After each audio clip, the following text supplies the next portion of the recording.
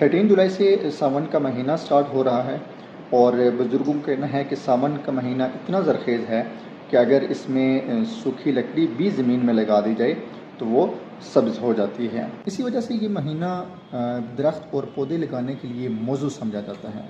आइए इस मौके से फ़ायदा उठाएं और दरख्त लगाएं ताकि बढ़ते हुए दर्जा हरारत पर कंट्रोल और एक बेहतर माहौल बनाया जा सके। दरख्तों में नीम एक ऐसा दरख्त है जो 55 डिग्री गर्मी और 10 डिग्री सर्दी कंट्रोल कर सकता है, बर्दाश्त कर सकता है। एक 12 फुट ऊंचा दरख्त इतनी ठंडक पैदा करता है कि जितनी 3 एयर कंडीशन मिलकर करते हैं। और इस दरख्त के बारे में सबसे अहम बात यह है कि ये रात के टाइम भी ऑक्सीजन प्रोवाइड करता है, ऑक्सीजन खारिज करता है।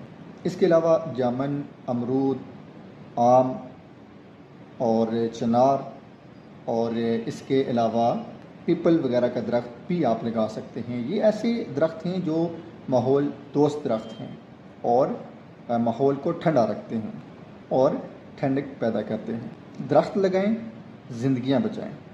और ये वक्त है कि हम इस चीज़ के ऊपर इम्प्लीमेंट करें और इस चीज़ को अमली जामा पहनाएं और अपने आने वाले नस्लों के लिए एक अच्छा और खुशगवार माहौल जो है वो उनको प्रोवाइड करें।